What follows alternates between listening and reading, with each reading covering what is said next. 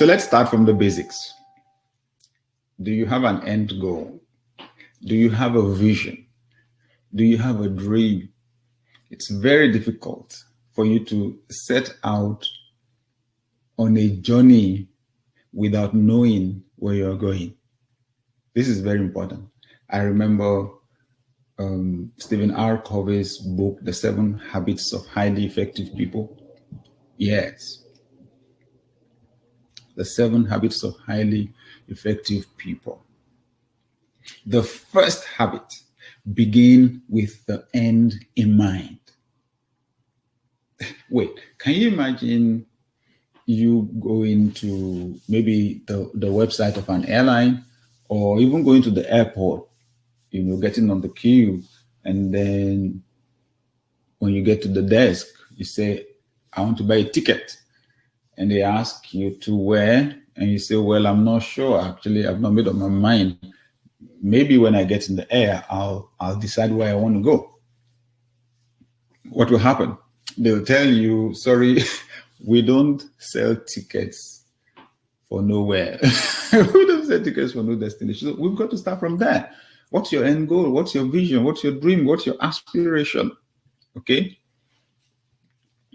I have discovered the value in scenario planning.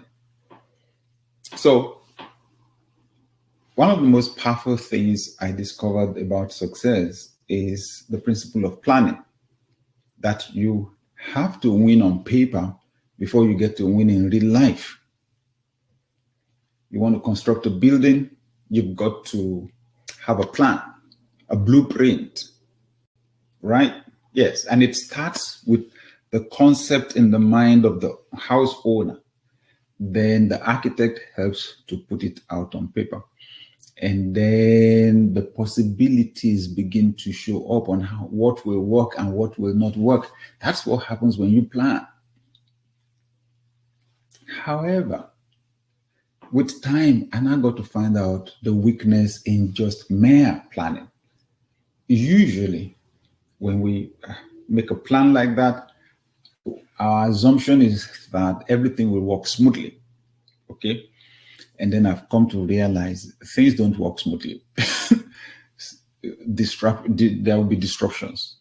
Like we got the pandemic, right? Okay, so organizations and individuals and families created their plans for 2020, and then the pandemic hit. We did not plan for that. So I discovered there is also what you call scenario planning, which means you imagine various scenarios.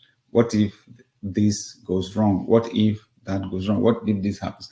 What if there's a hurricane? What if, right? And then you look at the what ifs and then decide how you would respond, what you would do. Now, that gives you a plan for multiple scenarios, multiple possibilities. And the people that do that are usually much better prepared. So instead of being knocked down by a crisis, they are actually able to leverage the crisis to rise. So you prepare for the worst, and then you expect the best. So what would I do if I had to start from scratch? Strategy number 1, I would not mourn the loss of past success forever. Honestly, this is the biggest lesson that I have learned in life. I will not mourn. I will not mourn the loss of past success forever. This is my decision. This is my determination. This is my discovery.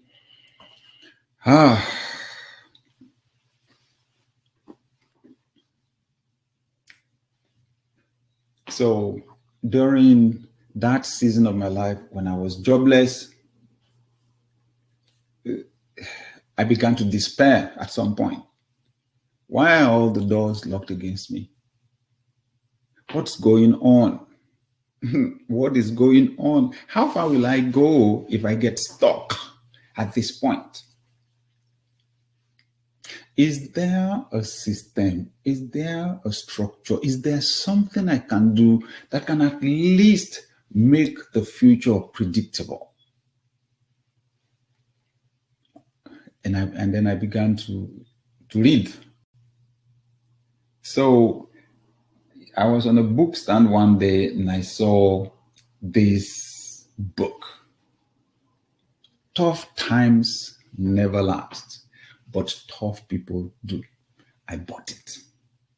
Yeah, it cost me a lot, relatively, but I bought it. What did I find?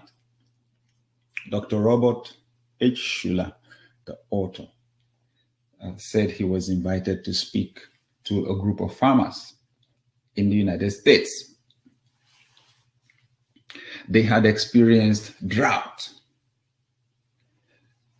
Honestly, they lost millions and millions of dollars. It was a bad year. The crop yield was very poor, and he was asked to come speak to them. So here was a room filled with, farmers. So he said it was when he got to the venue, and was looking from the backstage at the people in the hall that he realized how bad it was. So all of a sudden, all the notes he had prepared and everything just became irrelevant. He just realized they were not going to fit. These people were not, they were not going to be any fist bumping crowd excited to be there. They were looking sad. So he said he was just wondering, what am I going to tell these people? What am I going to tell these people?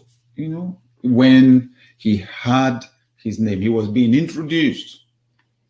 And then they called him out. So he said he was still trying to figure out what would be the best thing to tell these people. So he said he got on the stage. Well, they clapped to receive him. And he said he was just pacing back and forth. Just pacing back and forth. Throwing out that question in his mind. What do I tell these people? And then he said he just got this inspired idea and stopped. Greeted them and said, "Gentlemen, I have been told that this is a very bad year for your business, for your farms, and so on." He said, "Well, I came to tell you something." He said he had their attention. He said, "Tough times never last, but tough people do." He said all of them just erupted, into a wild cheer and a loud ovation. Tough times never last, but tough people do. That's what I want to say to you. I don't know what your experience may have been through this pandemic. You may have lost a job. You may even have lost a loved one. Whatever it is that has happened. Tough times never last, but tough people do. Now, when I read the book, I was underlining, almost every paragraph, underlining because the statements were hitting me right, left, and center. But I'll tell you, one of the most powerful statements I got from the book that I know I will not forget. Attitude is more important than facts. I got stuck. On that statement. What are you telling me? Because my attitude is a combination of my thoughts, right, and my feelings. Okay. So my attitude, and my attitude can be positive, my attitude can be negative. And you say attitudes are more important than facts. What are you saying? My situation is the fact. I don't have a job. Schuller says your attitude is more important than the joblessness. What? It was paradigm shifting. You see, that's the thing about life. What you see is what you get. That seeing is the big issue. You remember the statement, all eyes look, but very few see. Yeah.